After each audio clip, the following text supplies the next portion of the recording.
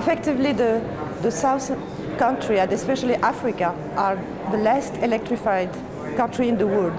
And it's a very important problem because energy means social, economic, human development. And we need to help those countries to have access to good energy. And this can be done in a way of planification in the short, medium and long term, taking into consideration the reality of each country locally, nationally and regionally, because you have to choose solutions that are adaptable to the different situations. For instance, many people in Africa are living in rural country and in rural areas, and the solutions can be very simple, and especially with the new technology, with renewable energy and with solar energy.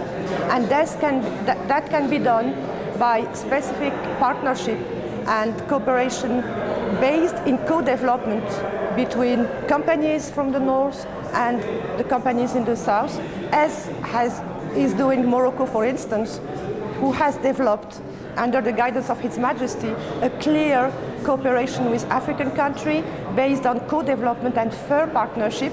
And we look at the needs, and our public organizations like ONE or Mazen are putting specific programs or offering their expertise for rural electrification, for sanitation, for securing supply of the cities, or helping in the development of specific electrification programs.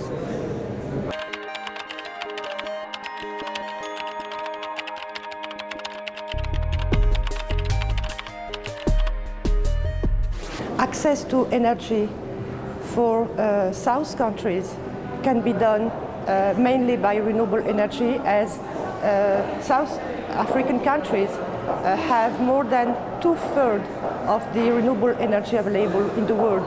And by specific programs that can be adapted, as I said before, to the local needs and to the national needs, we can bring energy in the best conditions by developing those renewable energy and avoiding the specific other resources that maybe are not totally adapted.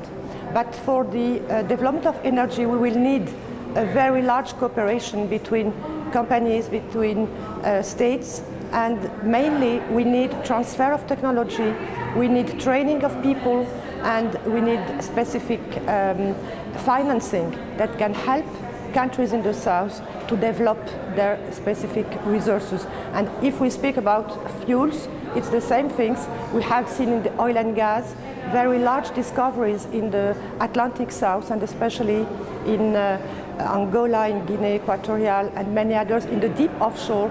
And those countries are totally dependent about the company who has made these discoveries. So we need this transfer of technology so that we will be in a fair development partnership.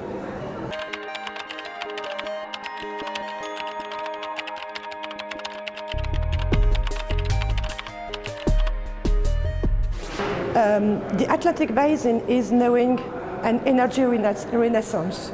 We have large availability of energy in this part of the world. We have the revolution of shale gas in the US. We have the large discoveries in the southern areas in Brazil, in the Atlantic, in the West Atlantic, and also in the Atlantic platform coming from Angola to Equatorial Guinea, with large deposits that have been discovered. With the shale revolution, we have seen shifts in the trade of energy, since the United States are not importing all their needs from the African countries, and those African countries have a spare capacity that they are selling to the East, to Asia, China, to India, and some of them to the European.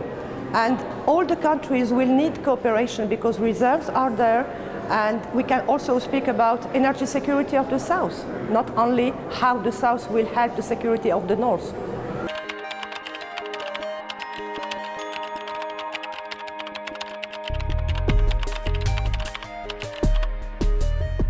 As I said, these discoveries are changing the games.